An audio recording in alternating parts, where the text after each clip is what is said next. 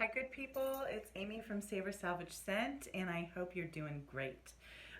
Today, I just thought I would round out my little series of focusing on my Guerlain collection. I realized as I made what I thought was my second and last video that I missed a small line of Petite Robe Noir, or Petite Robe perfumes. And so I'm going to focus mostly on the three that I own within that line today, as well as a little decant I received from my friend Autumn, thanks Autumn of Louis. And I just thought I would share my impressions of those four scents with you today. For those of you who have not visited the channel before, welcome. Thank you so much for watching. This mostly focuses on all things perfume related, with an occasional other, let's say, DIY or creative project. So diving back in. Oh, forgive me. For those of you who have not been here before, I hope you'll consider giving the video a thumbs up and or subscribing if you're interested in the content and staying in touch. That way you can get notifications and we can stay in conversation. And for those of you returning, thank you so much for staying in the conversation and for teaching me and sharing with me. So Guerlain, this is the last of three videos focused on my Guerlain collection. I think I have about 40 or 50 bottles. It was one of the first houses that I fell in love with. I'll link the first two videos here that talk a little bit about their history. But I thought I would round this off by talking about a few that have been produced somewhat recently. So a lot of you might know who are into Guerlain about the Les Petite Robe collection. And so anyways, I'm just going to dive in. I have three different kind of flankers here. I don't actually have the original, but I have three flankers that I really enjoy. So I'm going to go in order of when they were made. So the first that I have is the Les Petite Robe Noir, so Little Black Dress, EDP, or Eau de Parfum, Couture edition. So the most important thing in this very long name is Couture to tell it out from the others. I am going to, I don't know if you can see here, these bottles are all shaped this way. Really, really beautiful. So I think, if I had to guess, based on some of my old Guerlain bottles, I think this is kind of supposed to be harkening back to some of the really old bottles that were made in the early 1900s, maybe even earlier, for things like Mitsuko. And I think L'Air Bleu was originally in this shape of bottle, essentially. They originally were Baccarat Crystal. I think they had like a horsehair or some kind of like ribbon around the top, but the shape is very similar, and I think it's really beautiful. So this whole line is around the little black dress, and you'll notice depending on the bottle, some of them have either different versions of the black dress, or they explore the whole idea of the black or the leather note. So this is the Couture version, and the way you know that is it's pink. It's called Couture, of course, and then it's got this long kind of black dress with just one shoulder. So let me tell you about it. This was produced in 2014 first. The nose is Terry Wasser. For those of you who aren't familiar, he has been the in-house perfumer for Guerlain since I think 2008. He is the first non-Guerlain family member nose or perfumer. As you can imagine, that was a really big deal and transition. And he's just made amazing, amazing things. So this was created again in 14. The notes are, the top notes are raspberry and bergamot. The mid note is rose, and the base notes are patchouli, tonka, vetiver, and musk. I think this retailed for like, gosh, I want to say $150. But you can find this, this has been discontinued, I believe, like just discontinued, the Couture version here, the pink one. But I just looked online today to see what you can find it for. I got a heck of a buy on this is a 3.4 ounce, and I think I paid around 60 for it. But you can find a 1 ounce online right now. I think it might even be a tester bottle, but for around 40. And then I think these are going from like 70 to 100. So what makes this special? This to me is such an interesting raspberry perfume. It's very raspberry heavy. But what also comes out a lot are the base notes. So I can truly pick out the patchouli, the tonka, the vetiver, and even a little bit of the moss. And so it's not just like a sweet candy raspberry, which I think a lot of raspberry kind of prominent perfumes are. It's kind of this, like, if I had to describe it, what I get when I wear this on my skin is kind of like a really syrupy raspberry soap. So I get like the foresty elements that remind me of soap, but you get the raspberry too. It's really beautiful, deep, thick, beautiful, gorgeous thing. Okay, so Petite Robe Noir Couture Edition.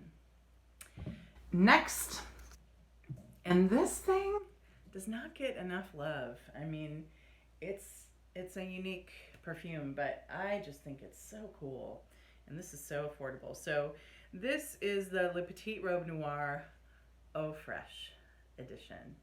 The way you know it's the Eau Fraiche is it's a light green, as you can see. It's got a dress that looks like petals at the bottom.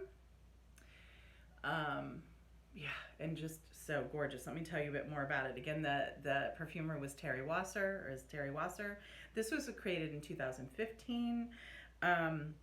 And the notes are, the top notes are lemon, bergamot, mandarin, and orange blossom. The mid notes are almond blossom, sour cherry, freesia, rose, jasmine, strawberry, and peach. And the base notes are pistachio, almond, patchouli, tonka, musk, and vanilla. It's crazy. I can pick out so many of those things from this.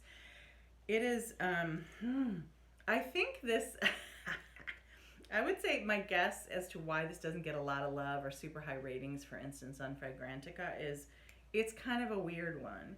Now, I'm kind of a weird one, and weird is not a bad thing to me. In fact, it's a great thing, but this is not mainstream. Like, I think some of the other recent Guerlains could be seen a little bit more as mainstream or people-pleasing. This is pretty unique. I would say it's pretty heavy. Again, I get a real soapy, clean feel from this. The name Eau Fraiche is perfect in some ways, but here's what's surprising. I feel like a lot of today's freshies or things that smell like soap or clean just smell like that, or smell like a dryer sheet, or smell like water or air, or things that we perceive to be clean or cleansing. This also has a lot of nutty element. So the green to me is what kind of a telltale. It's like very pistachio, very almondy, it's kind of like soap and gourmand, shampoo and gourmand mixed. And it's, again, kind of thick. This is pretty strong to me, and I love it. I love a strong scent. But again, I think it's just not, what should I say, easy for people to wrap around quickly. But I think with time, like, this is weirdly addictive to me. I just love it. And this is super affordable, you guys. If you haven't looked into it, you can still find this for like $30-some online for a 3.4 or 40 bucks tops. And it's phenomenal. Like, so beautiful. I think it's so cool too because you're not going to smell yourself come and go. And a lot of people aren't wearing this. And so I think in some ways that's great, though I wish, more people loved it. So Guerlain's Le Petite Robe Noir, the Eau Fraiche edition. All right. Now, this one might be more familiar for a lot of you. It just has gotten a lot more hype. I don't know if it's just because it was produced more recently. This is Le Petite Robe Noir, the Black Perfecto edition. This was created in 2017 or released in 17, again by Terry Wasser, the nose. The top notes are sour cherry, almond, and black tea. The mid notes are rose and licorice. And the base notes are leather, tonka, patchouli, and black musk. I think, like, again, a telltale from the design. I don't know if you can see there are two kind of like silver rivets around the label. And to me, that kind of reminds me of what leather workers use when they kind of, rivet leather. There's a lot of kind of leather and suede in this to me. It's interesting, like, again, I can pull out a lot of the notes they talk about. For instance, I get a little tea, I get rose, definitely licorice. If you don't like licorice, you are probably not going to like this. It's pretty strong in that way. In fact, it reminds me a little bit of Lolita Limpica in that line, which I love. But again, people tend to be, it's like a polarizing scent for some people. But I get a lot of leather and suede, a little bit of like the patchouli. I don't know if I get so much musk, but um, a lot of these things play kind of equal roles to me, but it's really thick, really heavy. I mean, definitely feels like leather, and or maybe more poignantly, what I would wear if I were going out in the cold in a leather jacket. This would just like be perfect. To me, it's very much a goth scent. It's deep and dark, it's thick. It's not, and I would say it's not as easy as a reach for some as some of these are. As far as being able to wear it all year, I would tend to wear this more in the colder months, or just maybe like one spray in the warmer months. But gorgeous, totally beautiful. If you like licorice, if you like suede and leather, um, if you like tea too, I think this would probably be a winner for you. So Black Perfecto. This is pretty affordable still too. I think you can find it anywhere from like 25 to 30 or 40 bucks for this size bottle. This is a 1 ounce. So Guerlain Petite Robe Noir Black Perfecto. Last but not least, I just thought it was worth mentioning this scent because I just think it's really interesting, and it's called Louis. I just have a little decant of it here from my friend, my wonderful friend Autumn. But if you look it up, I think one of the things that to me was so alluring about this was I actually thought it was a re-release of an old scent. It's not. It's a new release as of 2017. It's spelled Luy. And for those of you who are into some of the older Guerlains, one that comes to mind is Shalimar. When it was originally sold, it was sold in these beautiful, like, medium colored kind of purple boxes, and sometimes they were lined, I think, with silk or velvet inside. They were just sumptuous and beautiful. And the Louis bottle is kind of like a dark, I think a black bottle, kind of like this, a different shape. And then it's sold in this beautiful purple box, and it reminds me of like the grand old perfume boxes. I think the reason Louis did not get a lot of love when it first came out was it was kind of expensive for a Guerlain. Not expensive for a high-end perfume, but Guerlain, a lot of people have been able to get, discounted or small bottles for a decent price. When Louis came out, I think it was like $175 or $200, which I think is, a good going rate for, frankly, that kind of presentation. But it recently has been reduced on certain sites. You can find it now. I think it goes for about 65 or 70 now. So it would be a gorgeous gift to give. So let me tell you a little bit about what I'm perceiving here. I will be honest right out of the gate. I think the thing that has been surprising to me is like, I wanted to love it. It's gorgeous. I like it. It's interesting because I've watched a couple reviewers that I really like Stephen from Redolescence, for instance, and Carlos, R.I.P., Brooklyn Fragrance Lover, gave a beautiful review of it. And I agree with everything they say, that it's a special perfume. It's very interesting. They both, I think, I got the impression they really loved it. For me, it's not strong enough on me, and there's something that doesn't work on my skin. So I think it's great, and I almost bought it. I was like, oh, I'm a Guerlain collector. I should have it. It's such a beautiful bottle. But I was like, you know what? I have enough perfume that I really should. The only perfumes I should buy are the ones that I'm crazy about. And it's just not perfect on my skin. So let me tell you a little bit about the notes and all the things I like about it. And then I'll tell you a little bit about why it doesn't work for me. And maybe you can assess for yourself if you want to look into it. So again, I would look it up just to see what it looks like. It's just so beautiful. So it's Luy. It was first created in 2017. And the noses it was not only Terry Wasser, but also Delphine Jacques, who has done really amazing things. I believe this is one of the first scents. Well, I shouldn't say one of the first. I think Guerlain was very intentional about marketing it as a unisex scent. And it really, those of you who've watched my channel, I think you should wear whatever you like. It doesn't matter who the heck it's marketed to. I wear both. I wear perfumes marketed to men and women and unisex. I don't care. If you like it, you like it. It's the same with color for me. If I like blue, I'm going to wear it. If a man likes pink, you should wear it. And I don't care where you are on the gender spectrum. Like, do your thing. But I do think it's just kind of like perfectly in the middle as far as how things are marketed. Let me tell you about the notes. So it's marketed as like an amber spicy scent.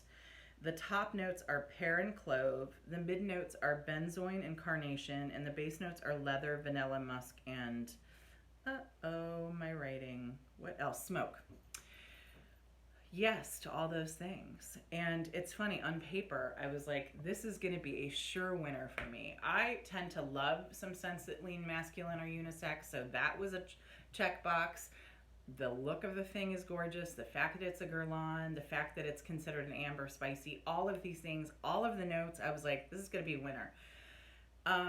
I can barely smell the thing. And it's so funny because some of the fragrance reviewers that I really love, there are not many reviews on it, but the few that are, they were like, wow, this is, one of them was like, wow, this is strong. And I was like, what? And it just proves to me again how subjective scent is, or anything creative. Because I believe that to be true for them. I do not doubt them. But for me, I can barely, it's on my skin, and I'm having a hard time picking it up. And I think that's especially wild in the summer. Like, I could see if it were winter and it was cold and, maybe the scent was kind of cooled down. But I'm wearing this in a very warm day today. I can pick it up. I mean, the cool thing is what I smell, I love. I mean, it's really nice. I can pick up the clove. I can pick up, it smells kind of like really good incense. But here are my issues for me. Again, I barely smell it, and I love strong perfume, so that's a tough one for me. When I first spray it for like 30 minutes or 45 minutes, I get soapy, and not in a good way. Have you ever smelled soap that smells like, what should I say, the stinky parts of the soap making process? So it smells fatty and animalic. And I tend to like animalic smells, but it smells almost medicinal. So like when I first spray it for 30 or 40 minutes, I'm kind of like, I don't know about this. The good news is when it dries down, I get more of like the incense and the amber and the things I like. But by the time it starts to dry down, I can barely smell it. Darn it. So I would love to hear from you all. Have you tried Louis? Is it different for you? I entirely believe it. If it is, I think this is a skin chemistry thing. And I would also love to hear if any of you have any of the Petite Robe Noir collection. I know there are still a lot that I don't own. I would love to hear your thoughts on those I've reviewed today. But also, do you own some that I haven't talked about, and how do you feel about them? And does anybody own the original? Do I need to own it? I would love to hear from you. Okay, great. So I hope that you have a wonderful day, and I will talk with you again soon. Cheers. Bye.